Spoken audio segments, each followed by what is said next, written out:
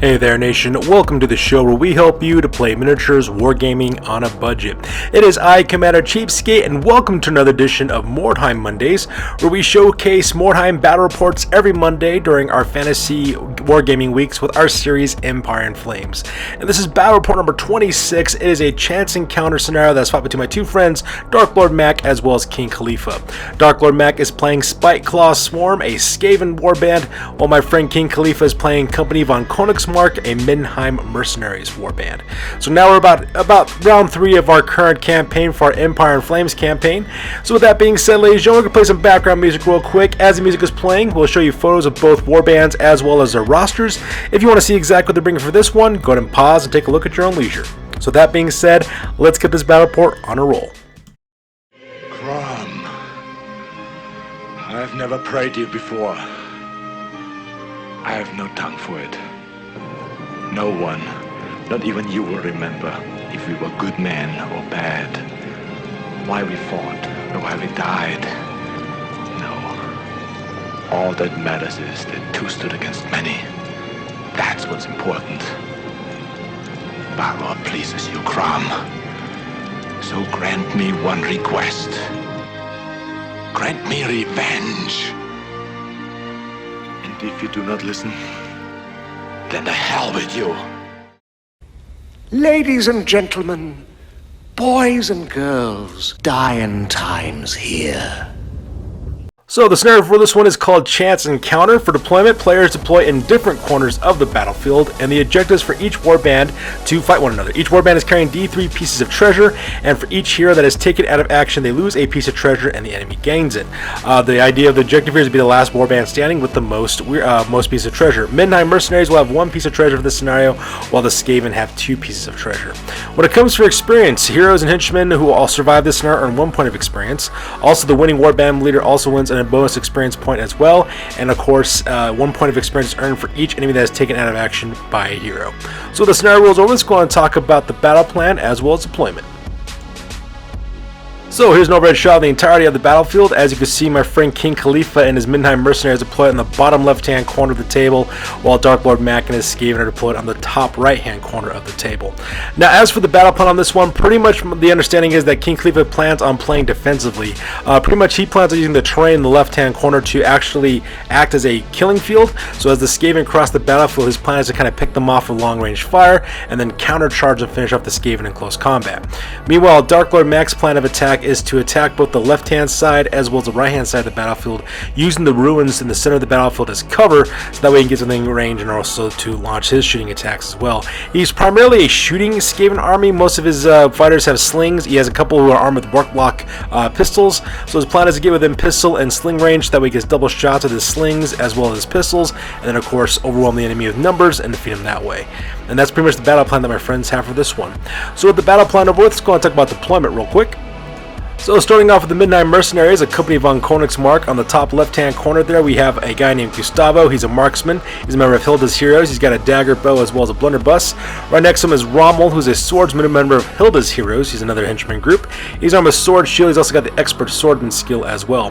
Right next to him is another fighter named Peter is his name. He's a warrior from Dieter's Destroyers. He's armed with a halberd. And right down the bottom, that is Hildegard von Konigsmark. She is a young blood. She's armed with a crossbow, pistol, as well as a sword. And the back left-hand corner there, that is Dieter Munz. He is a champion. He's armed with paired warhammers. He's also got light armor as well as the mighty blow skill. And finally, playing the bottom right-hand corner on the far left-hand side, that is Brunhilde von Konigsmark. She's another champion. She's equipped with great weapon, light armor, shield. She's got the strike to injure as well as the strongman skills. Right next to her on the right-hand side, that's another guy named Randall. He's a member of Hilda's Harbingers. He's another henchman group. He's armed with sword, shield, as well as expert swordsman. And right next to him is Peiter, who is a member of Dieter's Destroyers. He's another warrior armed with a halberd. Right behind him on the right-hand side, that is Gretchen von Konigsmark. She's another young blood. She's armed with a sword as well as a brace of pistols. In the center on the left, that is Gregor von Konigsmark. He is the captain of this warband. He's got a halberd, light armor. He's got the leader skill as well as horrible scars injury, which means he causes fear. And finally, in the back, we have Fring, who is a member of Hildy's Heroes. He's got a dagger bow as well as a blunderbuss. And that makes a deployment for the Kompanie von Konigsmark. Alright, so going on to the plan for the Skaven for Spiteclaw Swarm. At the upper left-hand corner there, we got a little 5-man fire team. In the back, on the left-hand side, we have Snarl the Rabbit, who is a Night Runner. He's armed with brace of Warplock pistols. He's got a shield, he's got the Pistolier skill, as well as a Weapons Expert skill. And right next on the right-hand side is Squeak the Festering, who's another black Skaven. Squeak the Lurker, that's his name. I apologize. He is a Night Runner who's also got a brace of Warplock pistols. He's got a shield, Pistolier skill, as well as Weapons Expert. And right next on the right-hand side, that is the Cat Killer. He's a black Skaven with fighting claws. He's armed with a sling as well as light armor. And right in front of them on the left-hand side, those guys are called the Crawling Chaos. They're a henchman group of Verminkin. We have Rar and Gur. Both those guys are armed with flails as well as shields. And finally, in the top right-hand corner of the battlefield, we have another 6-man team. In the back left, that is Scritch Spiteclaw. He's an assassin adept. He's also the leader of this warband. He's got halberd, throwing stars, light armor, helmet, and shield. He's also got the leader skill as well as a perfect killer skill. Right next on the right-hand side, that is Crick the Almost Trusted. He's an Eshin sorcerer. He's armed with the halberd. He's got a sling. He's also got the wizard. He's also got the Children of the Horned Rat ability. And right next to him on the right-hand side, that is Squeak the Festering. He's a black Skaven. He's equipped with Weeping Blades, a sling. He's got light armor, shield, as well as tail fighting abilities. He's got 3 swords, so very, very deadly. And right in front of them in the front, those 3 guys are called the Rats on the Walls. It is a unit of 3 Verminkin. It's a henchman group. We have Gnar, Tunneler, and Skitterer. Those 3 guys are armed with spears, slings, as well as shields. And that pretty much makes up the deployment for Spiteclaw Swarm. So with deployment over with, we go directly to the top of turn number 1, and both Dark Lord Mac as well as King Khalifa roll off for initiative to see which of them will be going first. Alright, so that takes us directly to the top of turn number 1 for the Skaven. We skip the recovery phase because it's the very beginning of the battlefield, and we go directly to the movement phase. As you can see in this photo, pretty much the Skaven do not waste any time whatsoever in crossing the battlefield as quickly as they can. On the top left-hand side there, we have the Crawling Chaos, as well as the members of Squeak the Lurker, Snarl the Rabbit, as well as a Cat Killer. They advance as quick as they can, running across the battlefield, using the ruins on the left-hand side as cover. At the same time, the members of the Crawling Chaos, those 3 Verminkin armed with spears, shields, and slings, they also run forward as well to the ruins, crying to the top of the ruins there in the bottom right hand corner. At the same time, Squeak the Festering, as well as Crick the Almost Trusted and Scritch Spiteclaw, those guys run directly behind the bell tower, using that as cover as well, so that way they don't get shot at. And that pretty much makes it the move phase for the Skaven. So here's a close-up of Gur and Rar moving as quick as they possibly can to the ruins, using them as cover as well. At the same time, you can see that the 2 Night Runners, Squeak the Lurker as well as Snarl the Rabbit, they're also moving up forward as well because they're using the battlefield as cover, trying to give them range to use their Warplock pistols. And here's a close-up of those Night Runners as well. We got Squeak the Lurker as well as Snarl the Rabbit, moving as quick as they can, using the ruins as cover, so that way they can give them the range to use their brace of Warplock pistols. And then right behind them, of course, we got the Cat Killer bringing support in the back. Here's a close-up of the center of the battlefield, right behind that bell tower, using it as cover. We have Scritch Spiteclaw, Crick the Almost Trusted, as well as Squeak the Festering. And finally, here's a close-up of the Crawling Chaos on the top of the ruins, giving them range so that way they can start shooting with their slings. And since everybody within the warband ran forward, there is no shooting, so we skip the shooting phase. No one's engaged in close combat, so we skip the combat phase, and we go directly to the bottom of turn number 1 for the Middenheim Mercenaries.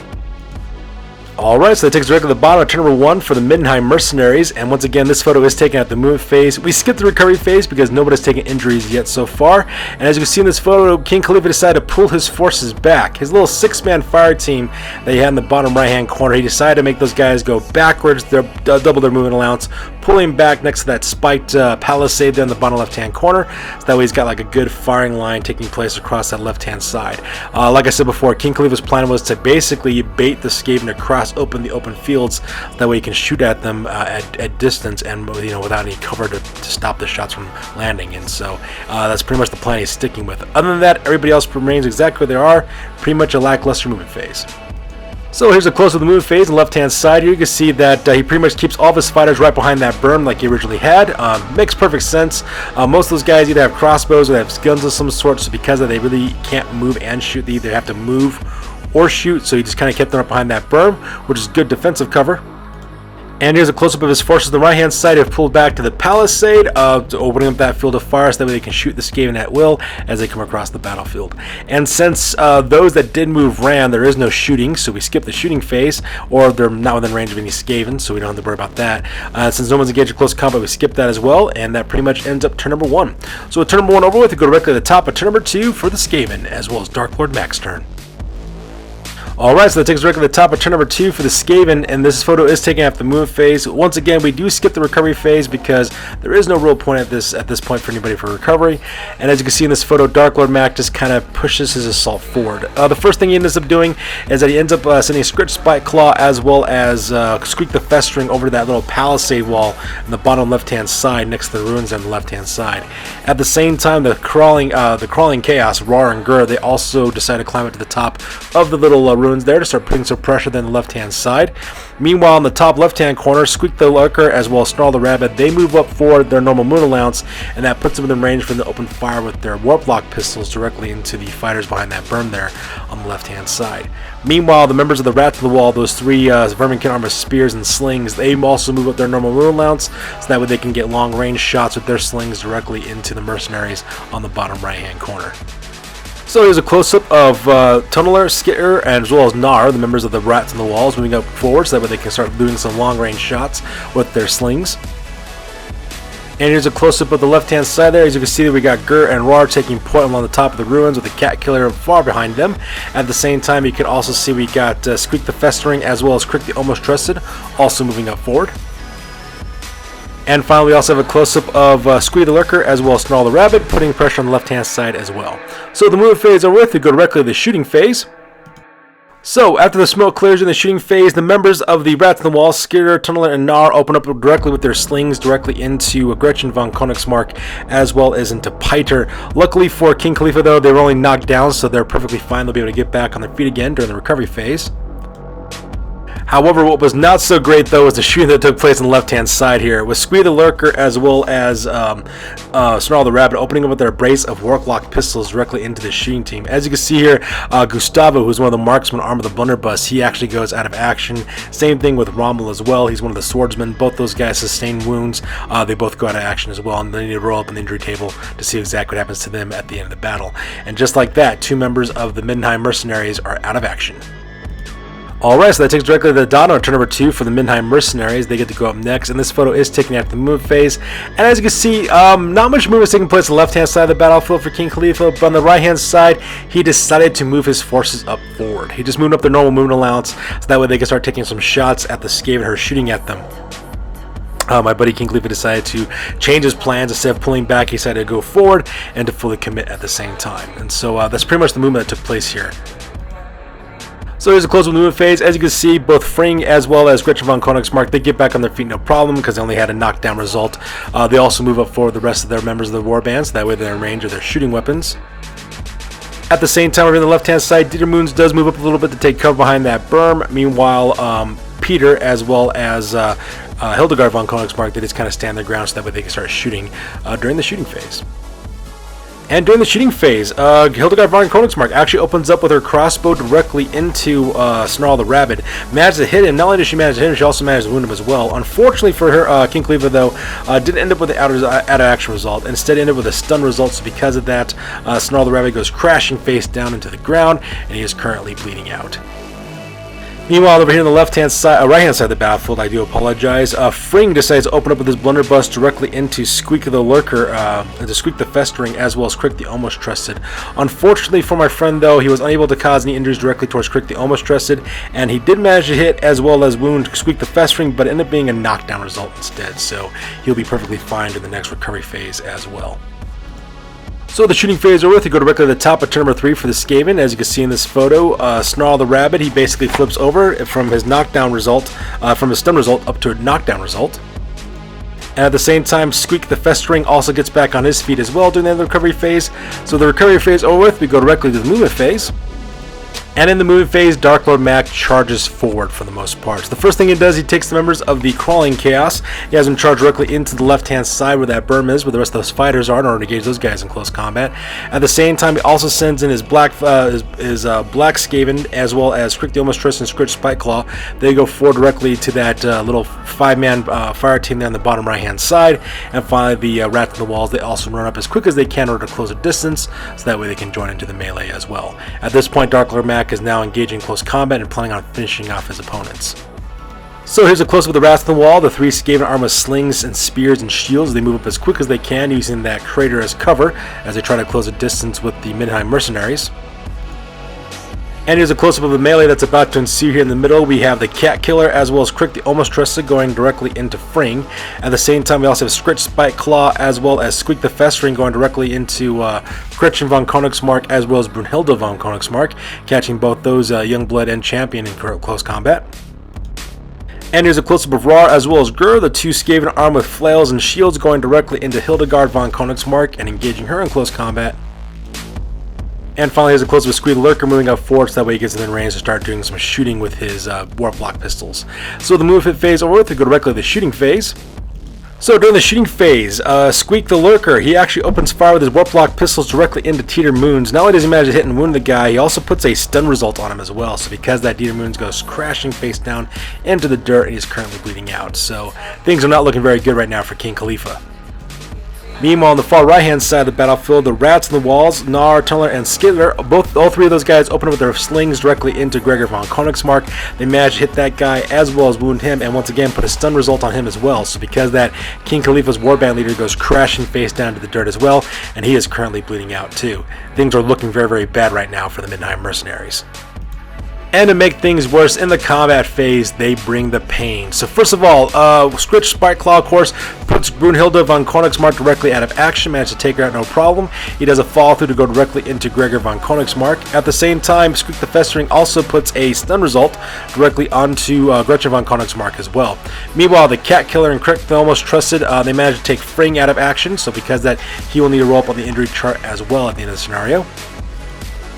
Meanwhile, over here, Gur as well as Rar, they do manage to put Hildegard von Konigsmark out of action as well, so she'll need to roll up on the serious injury chart, and both those guys move up forward as well, engaging Peter as well as Dieter Moons directly into close combat as well. And that pretty much ends a very epic combat phase for the Skaven. So that takes directly to the bottom of turn number 3 for the Mercenaries, and we go directly to the recovery phase. And unfortunately for my friend King Khalifa, he does have to take a route test, and as you can see in this photo, he does fail his route test, and so because of that, the Middenheim Mercenaries decide to retreat, and they concede the battle to the Skaven of Spiteclaw Swarm. And there you have it, ladies and gentlemen. That takes us directly to the end of the game with the Skaven of Spiteclaw Swarm managed to score another victory over the Middenheim Mercenaries of Kompanie von Konigsmark. So that being said, ladies and gentlemen, we'll go directly to the post-game because this game is now officially over. That's it, man. Game over, man. It's game over. Alright, so now it's time for the post-game. So starting off with Kompanie von Konigsmark, the Middenheim Mercenaries warband. For injuries, 5 members of the warband did get injured. Those members are Hildegard von Konigsmark, Brunhilde von Konigsmark, Gustavo, Fring, as well as Rommel. Luckily for King Khalifa though, all 5 fighters made full recovery, so no harm, no foul at this point. For advancements, Gretchen von Konigsmark, she managed to level up, earning +1 to her strength, so now because of that, she is now strength 4, which is really good because she's kind of just kid out for close combat. During the exploration phase, they were able to find 1 piece of treasure, which was worth 30 gold pieces. At the same time, during their exploration phase, they managed to find an abandoned farm with 3 gold pieces inside. At the trading post, they purchased 3 bows for Brunhilde von Konigsmark, Rommel, as well as Randall, and they took the 3 remaining gold pieces and placed it directly into the treasury. For recruitment, they didn't recruit anybody at this time. Their current record now is at 0 wins as well as 3 losses, and their new warband rating now is at 126 points. So from there we go directly to Spiteclaw Swarm. For injuries, none of the members of the actual warband actually got injured during this battle report, so because of that, they're perfectly fine. For advancements, 4 members of the warband did advance up. Scritch Spiteclaw leveled up, learning +1 to his leadership. The Cat Killer also leveled up, learning tail fighting. Squeak the Lurker as well as Snarl the Rabbit, both those guys also leveled up as well, and they both earned +1 to their strength. So because of these are strength 4 Skaven now, armed with warp block pistols, so those guys are super deadly. During the exploration phase, they're able to find 4 pieces of treasure. At the same time, managed to capture 3 pieces of treasure from the scenario, and when combined together, they managed to find earn 110 gold pieces in total. Also during the exploration phase, they managed to find a burial site with a medallion worth 5 gold pieces in it as well. During the trading post, they managed to purchase 2 slings, one for Rar and one for Gur, as well as a shield for the Cat Killer, and they placed the remaining 106 gold pieces directly into their treasury. For recruitment, they decided not to recruit anybody at this time. Their new record now is at 2 wins as well as 1 loss, and their new warband rating now is at 145 points. So that's good for this one, you guys. For battle report number 26 of Empire in Flames, as always, please feel free to like, comment, and or subscribe. Your guys' input is invaluable to us as always. Also check us out on Facebook, Instagram, as well as blogger.com for all the latest, greatest hobby news related to our channel. That's good for this one, you guys. We'll catch you guys in the next one. Peace out and stay classy.